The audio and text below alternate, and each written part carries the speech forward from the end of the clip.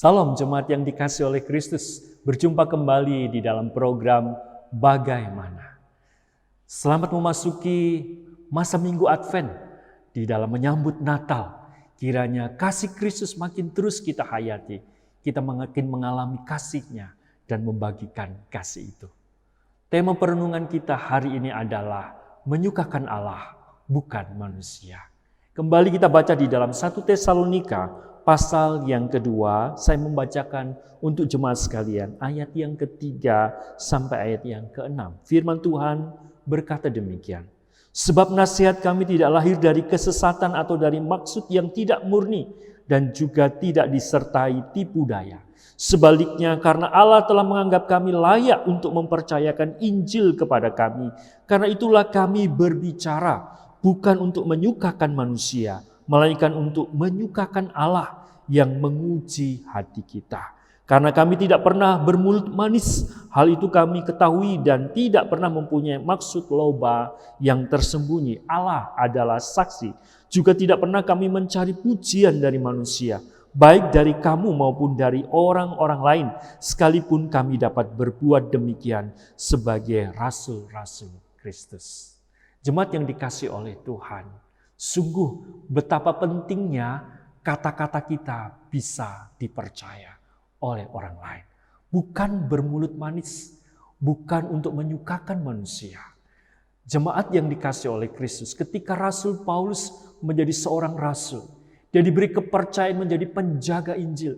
Dia sungguh-sungguh memberitakan kemurnian Injil dan dia menghidupi kebenaran itu.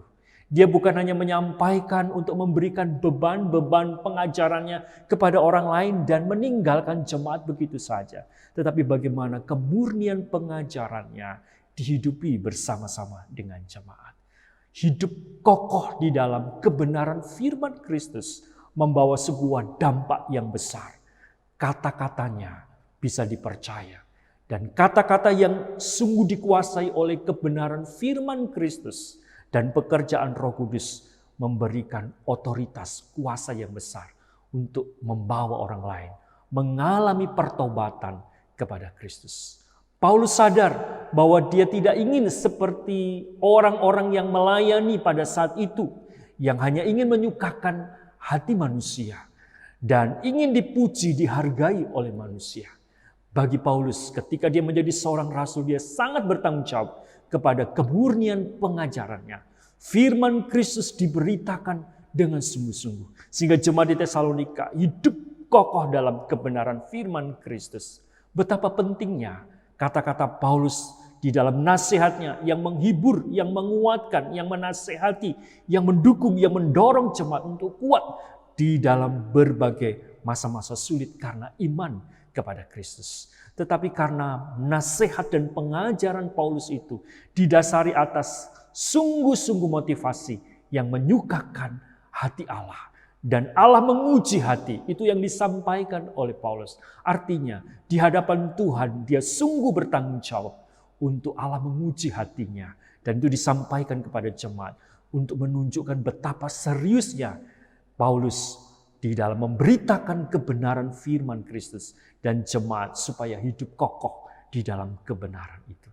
Jemaat yang dikasihi Tuhan, ketika kita telah hidup kokoh di dalam kebenaran firman Kristus, maka firman Tuhan yang mengatakan bahwa firman itu telah ditaruh Allah di dalam hati dan mulut kita, supaya kita boleh berkata-kata tentang firman Kristus. Nasihat Paulus yang lain kepada jemaat dikatakan, hendaklah perkataan Kristus ada di dalam hidup kita, supaya kita bisa menasihati, mengajar, menegur, bahkan membangun orang lain.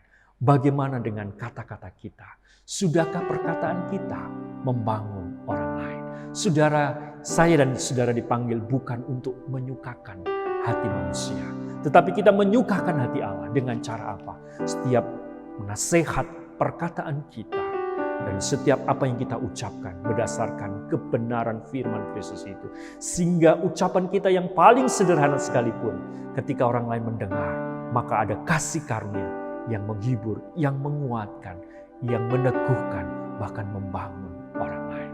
Jemaat yang dikasih oleh Kristus di hadapan Allah yang Maha Tahu, apakah kita sungguh-sungguh sudah melayani, berkarya dan juga membangun orang lain dengan kata-kata kita. Dan itu lahir dari hati kita yang tulus. Untuk siapa? Menyukakan hati Allah kah atau menyukakan hati manusia? Hanya Allah yang bisa menilai. Hanya Tuhan yang tahu hati kita. Dan mari kita melakukannya. Bukan menyukakan manusia, tapi menyukakan Allah. Amin. Kita berdoa. Tuhan, teguhkan kami di dalam kebenaran firman Kristus. Hidup di dalam kebenaran itu.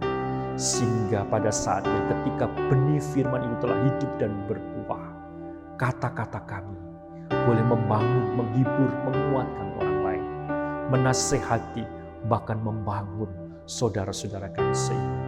Bahkan melalui kesempatan hidup kami yang sederhana, Injil-Mu diberitakan kepada orang-orang yang membutuhkan pengharapan di dalam Engkau. Biarlah kami menyukakan Allah, bukan manusia. Dalam nama Yesus. Amin.